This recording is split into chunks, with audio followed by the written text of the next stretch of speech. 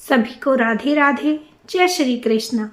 जैसा कि आप सब जानते हो कि हम आपके लिए रोज नई और बहुत ही इंटरेस्टिंग कहानी लेकर आते हैं, तो आज भी हम आपके लिए बहुत ही अच्छी और शिक्षाप्रद कहानी लेकर आ गए हैं। तो आइए कहानी को शुरू करते हैं। एक बहुत ही पुरानी बात है। एक गांव में 3 भाई अपनी बहन के साथ रहते थे। तीनों भाई अपनी बहन से बहुत ज़्यादा प्रेम करते थे, इसीलिए उन्होंने एक फैसला किया कि वे सबसे पहले अपनी बहन का विवाह करेंगे और उसके बाद तीनों भाई विवाह करेंगे। तीनों भाइयों ने उसके लिए एक रिश्ता भी ढूंढ लिया। लड़का बहुत सुंदर था। उसके घर में उसके माता पिता और वह लड़का ही था। तीनों भाइयों ने अपनी बहन का रिश्ता कर तो दिया, लेकिन अब उसकी शादी धूमधाम से करने के लिए उनके पास धन की भी जरूरत थी। इसीलिए तीनों ने सोचा कि हम तीनों 1 महीने के लिए बाहर जाकर अपनी चूड़ियों का व्यापार करेंगे। तभी छोटा भाई बोला, बड़े भैया, हम बाहर चले तो जाएंगे, लेकिन बहन को अकेले कैसे छोड़ सकते हैं।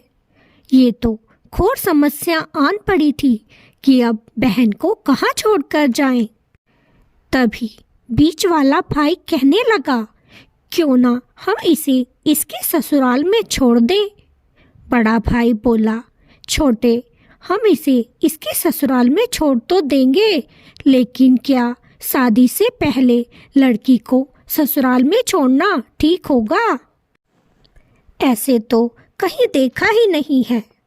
छोटा भाई कहने लगा, भैया, क्यों ना हम अपनी बहन को रूप बदलवा कर उनके ससुराल में छोड़ दें।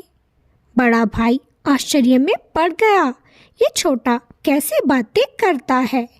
तब छोटा बोला, भैया, मेरा मतलब है कि बहन को लड़का बनाकर उसके ससुराल में छोड़ देंगे। सबको कहेंगे कि ये हमारा चौथा छोटा भाई है। हम कुछ दिन के लिए व्यापार करने बाहर जा रहे हैं, तब तक के लिए आप इसे अपने पास रख लो, किसी को कोई शक ना होगा। सबको ये बात कुछ ठीक लगी और तीनों ने यह निर्णय कर लिया कि वे अपनी बहन को लड़का बनाकर उसके ससुराल में छोड़ देंगे। लेकिन जब ये बात बहन को पता चली तो वह बड़ी चिंता में डूब गई।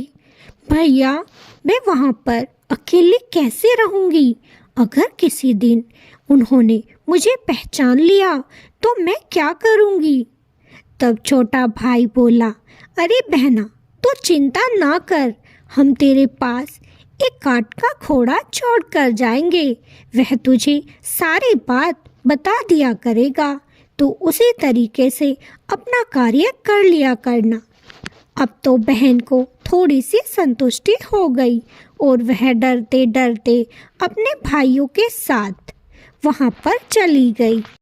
तीनों भाई अपनी बहन को लेकर उसके ससुराल जा पहुँचे। इत्तेफाक की बात थी कि उस समय लड़का और उसके पिता घर पर नहीं थे, बस उसकी सास ही वहाँ पर बैठी हुई थी। तीनों भाइयों ने सास को जाकर प्रणाम किया और कहा, मौसी जी, हम अपने छोटे भाई को आपके पास छोड़कर जा रहे हैं। हमें 1 महीने के लिए व्यापार करने दूसरे गांव जाना है। सास को भी कोई आपत्ति नहीं थी। उसने खुशी खुशी उस छोटे लड़के को अपने पास रख लिया। तीनों भाई खुशी खुशी अब व्यापार करने चले गए। कुछ दिन तो उस लड़की के वहाँ पर हंसी खुशी से बीत गए, क्योंकि किसी को कुछ भी नहीं पता था। बेटा और पिता दोनों बाहर गए हुए थे। अब तो लड़की को भी ये लगने लगा कि वह नहीं पकड़ी जाएगी, परंतु उसकी अब समस्या बढ़ने वाली थी। एक दिन उसके ससुर और उसका पति घर वापस आ गए। उन्हें देखते ही वह घबरा गई। अब क्या होगा? कहीं ये मुझे पहचान न ले। दोनों ने आकर घर में पानी पिया और एक अनजान लड़के को घर में देखकर अपनी माँ से लड़का कहने लगा, माँ ये कौन है? तब उसकी माँ ने उन्हें सारी बात समझाई कि बेटा जहाँ तेरा रिश्ता तय हुआ है उन्हीं में से ये उसका चौथा भाई है। ये उसे यहाँ छोड़कर चले गए हैं, उन्हें व्यापार करने बाहर जाना था। लड़के को बड़ी हैरानी हुई कि वे तो 3 ही भाई हैं और उनकी एक बहन है, फिर ये चौथा भाई कहाँ से आ गया? मैंने तो कभी भी इसका जिक्र नहीं सुना था। अब तो लड़के को उन पर शक होने लगा कि जरूर कोई बात है जो वो हमसे छिपा रहे हैं। लड़का अब जांच पड़ताल में लग गया।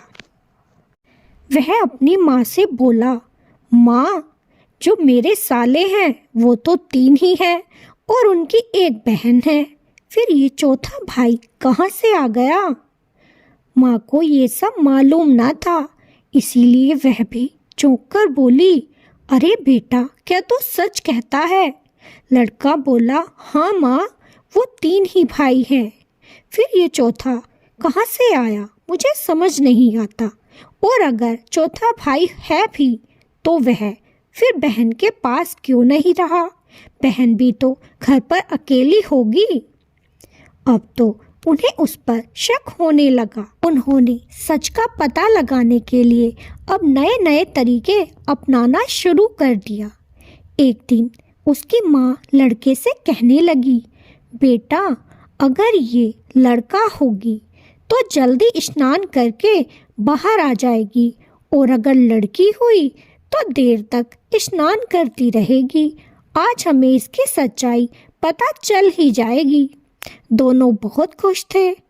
उधर लड़की इन सभी बातों से अनजान थी, लेकिन उसके काट के घोड़े ने उसे सारी बात जाकर समझा दी। लड़की सुबह सुबह उठी और स्नान गृह से जल्दी ही स्नान करके बाहर आ गई। ये देखकर दोनों माँ बेटा चौंक गए कि अरे ये तो 5 मिनट में ही नहाकर बाहर आ गई, इसका मतलब क्या हो सकता है?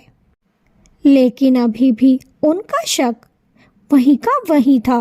उन्होंने दूसरी योजना बनाई कि अगर ये लड़का हुई तो एक सब्जी से भोजन करके उठ जाएगी, लेकिन अगर यह लड़की हुई तो यह सभी सब्जियों का स्वाद चखेगी। अब तो काट के घोड़े ने फिर से लड़की को जाकर सारी बात समझा दी। लड़की जब भोजन करने बैठी तो उसने एक ही सब्जी ली और उसी से भोजन किया और जल्दी ही उठकर अपने कमरे में चली गई। ये देखकर दोनों माँ बेटा हैरान थे कि ये सब लड़कों वाली हरकतें क्यों कर रही है, लेकिन अभी भी उन्होंने उसका पीछा नहीं छोड़ा। अब तो लड़के ने एक दिन उससे जाकर कहा, अरे दोस्त चल आज शिकार करके आते हैं। दोनों शिकार करने जंगल में चले गए। वहाँ पर आम के पेड़ थे। लड़के ने सोचा अगर ये लड़की होगी तो तुरंत कच्चा आम तोड़कर खा लेगी और अगर लड़का हुआ तो फूल तोड़ेगी। लड़की को ये सारी बात फिर से काट के घोड़े ने समझा दी कि तुम जाकर फूल ही तोड़ना, नहीं तो उसे शक हो जाएगा। लड़की ने ऐसा ही किया। वह जाकर फूल तोड़कर ले आई। लड़का कहने लगा, अरे दोस्त इतने अच्छे अच्छे फल लगे हैं और तूने ये फूल ही तोड़ा। लेकिन लड़की कुछ ना बोली, बस फूल तोड़कर वह घोड़े पर बैठकर घर वापस आ गई। लड़के को बड़ी हैरानी थी कि ये तो कुछ बोलता ही नहीं है। दोनों का बिस्तर एक जगह ही लगा हुआ था। लड़के ने एक एक फूल दोनों के सिरहाने रख दिया और सोचने लगा कि लड़का हुआ तो यह फूल खिला रहेगा और अगर लड़की हुई तो मुरझा जाएगा। काट का घोड़ा उसे पहले ही सारी तरकीब बता दिया करता था। उस रात भी ऐसा ही हुआ। जब लड़की उसके साथ सोई हुई थी, तो उसने आधी रात को उठकर वह फूल बदल दिया। और जब सुबह वह लड़का उठा तो उसने देखा कि फूल तो खिला हुआ था और उसका फूल मुरझाया हुआ था। अब तो उसका शक बहुत ज़्यादा बढ़ गया कि मेरा फूल मुरझा कैसे सकता है। जरूर इसने कोई चालाकी की है, और ना हो यह वह लड़की है जिससे मेरा विवाह होने वाला है और वेश बदलकर यहाँ आई है। अब तो उसे इस बात का पता लगाने का बस एक ही उपाय सूझ रहा था। उसने रात को अपने बिस्तर को गीला कर दिया और सोचने लगा कि आज तो मैं इसी के साथ सो जाऊंगा और मुझे पता चल जाएगा कि यह लड़की है या लड़का, क्योंकि अगर लड़की हुई तो यह मुझे अपने पास सोने नहीं देगी। शाम हो चुकी थी। अब लड़का उस लड़की से बोला, अरे दोस्त, आज तो मेरा बिस्तर गीला हो गया, मैं आज तेरे पास ही सो जाऊंगा। तब वह लड़की बड़े परेशानी में पड़ गई। अब इसे मना भी नहीं कर सकती, नहीं तो यह मुझ पर शक कर बैठेगा और उसे सब पता चल जाएगा। अब करूं तो क्या करूं? लेकिन उसी वक्त उसके तीनों भाई वापस आ गए और कहने लगे कि हम व्यापार करके वापस आ गए हैं मौसी जी, अब हम अपने भाई को अपने साथ ले जाएंगे। उस रात तीनों भाई वहीं पर ठहर गए। सबने भोजन किया और जब सब सो गए थे उस समय तीनों भाई अपनी बहन से बोले, अरे बहन, किसी को कुछ पता तो नहीं चला? लड़की ने कहा, नहीं भैया, किसी को कुछ पता नहीं चला। अब हम जल्दी ही यहाँ से अपने घर चले जाएंगे और सब कुछ ठीक हो जाएगा। लड़का जागा हुआ था और उसने सारी बात सुन ली थी। अब तो उसे बड़ा गुस्सा आया। उसने जाते जाते लड़की से कहा, जब मैं दूल्हा बनकर तेरे घर आऊँगा तो सबसे पहले तेरी गर्दन काटकर तेरा खून पीऊँगा। देख लेना, ये मेरा वचन है। लड़की ये बात सुनकर घबरा गई। वह अपने भाइयों के साथ सुबह सुबह घर तो चली गई, लेकिन अब तो उसके दिमाग में उस लड़के की कही हुई ये बातें ही घूमती रहती कि वह आकर मेरे गर्दन धड़ से अलग कर देगा। बेचारी ना कुछ खाती ना कुछ पीती और दुबली पतली होती जा रही थी। दिन पर दिन शादी का समय भी नज़दीक आ रहा था और लड़की पतली होती जा रही थी। वह बिल्कुल हार चुकी थी। ये देखकर भाइयों को चिंता होने लगी कि ना जाने जब से ये अपनी ससुराल से आई है उदास सी रहती है, ना किसी से कुछ कहती है, ना ठीक से भोजन करती है, हर वक्त गुमसुम सी रहती है। जरूर कोई बात है। तब छोटे भाई ने अपनी बहन से कहा, बहन, क्या बात है, मुझे बता दे। कल तेरी शादी होने वाली है, अगर तू अभी भी नहीं बताएगी तो कैसे चलेगा? बहन ने रोते रोते अपने भाई से कहा, भैया, जिससे मेरा विवाह करने वाले हो वो तो आज आकर मेरी गर्दन काटकर पहले मेरा खून पिएगा, उसके बाद ही मुझसे विवाह करेगा। अगर वह मेरी गर्दन ही काट देगा तो विवाह कैसे हो पाएगा? छोटा भाई भी चिंता में डूब गया। उसने ये सारी बात अपने दोनों भाइयों को बताई। अब तो तीनों भाई गहर समस्या में आन पड़े थे और चारों मिलकर इस समस्या का उपाय ढूंढने लगे। तभी छोटा भाई फिर से बोला, अरे भैया, मेरे पास एक उपाय है, अगर आपको सही लगे तो कहूँ। दोनों भाई कहने लगे, अरे छोटे, जल्दी से बता, क्या उपाय है? अब तो छोटे ने कहा कि हम आटे की एक गुड़िया बनाएंगे और उसी को कल कपड़े पहनाकर सजा देंगे। उसकी गर्दन के पास हम शरबत का एक प्याला रखकर और उसे उसकी गर्दन में छुपा देंगे। जब दूल्हा फेरों पे आकर तलवार से हमारी बहन की गर्दन काटेगा तो वह तो आटे की गुड़िया होगी और उसी का खून वह समझकर पी जाएगा। उसके बाद हम उससे अपनी बहन का विवाह नहीं करेंगे। तीनों ने ये फैसला कर लिया कि हाँ, कल ऐसा ही किया जाएगा। अब तो अगले दिन तीनों ने आटे की गुड़िया को तैयार कर लिया और जिस तरीके से उन्होंने सोचा था वैसे वैसे ही सब कुछ कर दिया।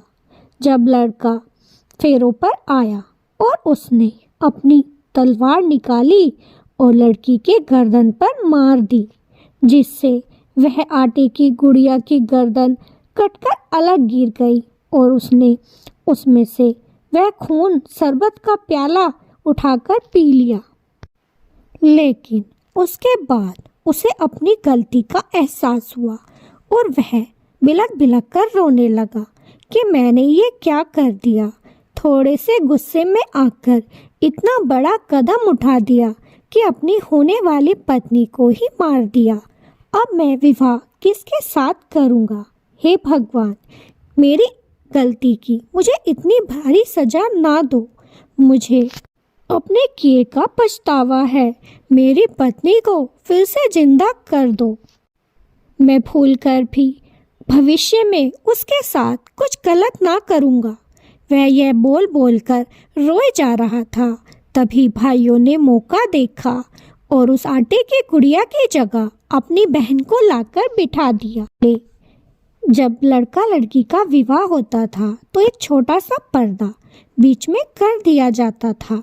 इसी वजह से उसे पता भी ना चला और उसके बगल में फिर से उनकी बहन आकर बैठ गई। जब पर्दा हटाया गया तो लड़का अपनी पत्नी को देखकर बहुत खुश हुआ और वह उससे खुशी खुशी विवाह करके अपने साथ ले गया। तीनों भाई बड़े खुश हुए कि चलो, हमारी बहन की अच्छे घर में शादी भी हो गई और उसके पति का वचन भी पूरा हो गया। अब हमारी बहन खुशी खुशी अपने परिवार में रह पाएगी। उधर उसकी बहन अपने पति के साथ फिर खुशी खुशी अपने ससुराल में रहने लगी। उसके बाद उसे कोई परेशानी ना झेलनी पड़ी। तो आपको ये कहानी कैसी लगी कमेंट में ज़रूर बताइएगा। अगर अच्छी लगी हो तो हमारी वीडियो को लाइक और चैनल को सब्सक्राइब जरूर कीजिएगा। फिर मिलेंगे। राधे राधे। जय श्री कृष्णा।